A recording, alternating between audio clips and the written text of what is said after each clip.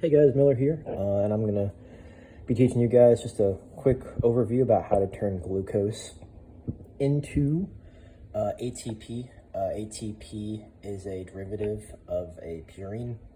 So essentially what we're going to do is start with the sugar and go from just glucose right here to ATP over here. So glucose, first step is going through a hexokinase. It's going to be converted with a little bit of ATP to glucose 6-phosphate. This glucose 6-phosphate right here,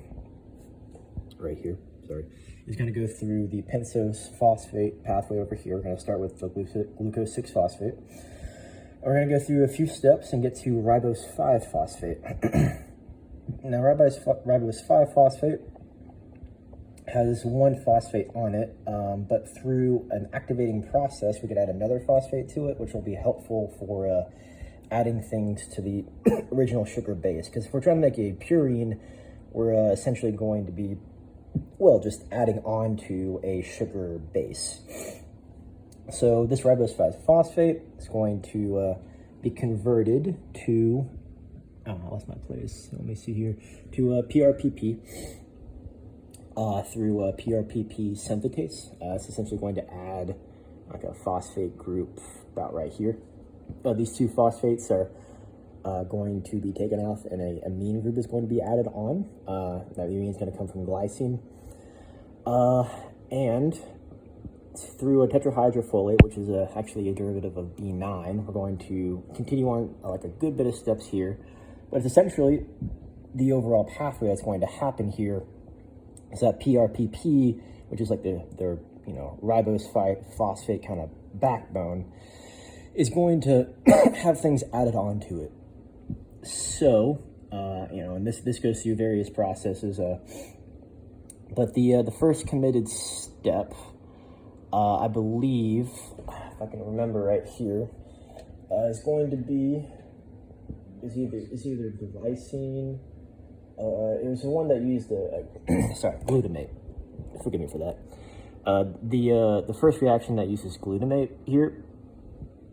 It's going to be the first committed step of the process, and we're going to use ATP, and through all these reactions, we're going to eventually get to a point where we're just going to add ribose 5-phosphate at like the bottom right here, and just going to keep adding onto the chain.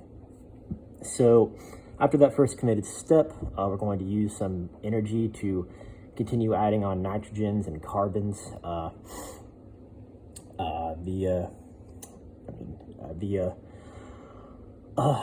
Vitamin B9 is going to contribute to some of them as we go down the chain.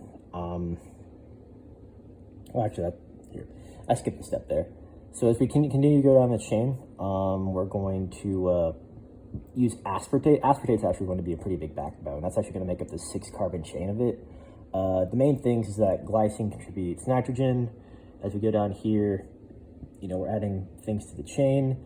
Aspartate is going to contribute a big backbone. It's going to kind of contribute the 6 ring. We get a 5 ring and a 6 ring. In the process, it's going to release fumarate, so you can kind of see it's like added on right here in the process. A molecule called fumarate is going to leave, and it's going to leave us with this. Tetrahydrofolate is going to come in again. It's going to add carbon again. And then we're going to close the ring. The last step is a dehydration reaction. So we're going to end up with something that looks a good bit like adenosine, but it's a a precursor to it. That's going to be called inosinate. Inosinate is essentially like it's like a precursor. It could grow into like one or the other as far as adenosine or guanine, which are both the purines. So we're going to denote it IMP for shortness, for simplicity. But again, we're going to see here, we can go down 2 pathways. Aspartate was going to be added here to essentially replace this ketone group here with an amine that has a group attached right here. And adenyl succinate will be this is the name of this right here. Fumarate is going to leave this, that's this part right here, and you're just going to be left with the nitrogen. Ribose 5-phosphate is going to, kind of have a backbone right here. We're going to have like the ring. Everything looks good, but you're going to have a monophosphate here. So we need to add phosphates to make it triphosphate to get to ATP. And you can just do that with what's called a monophosphate kinase and then later a diphosphate kinase, which, those products can actually inhibit an earlier step, which was the rate limiting step I was talking about, which should be right here. And actually, these pathways can inhibit each other through a cross-sectional inhibition.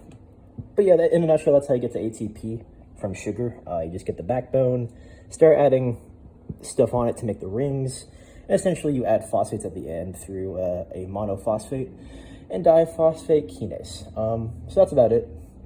Thanks you guys for watching. See ya.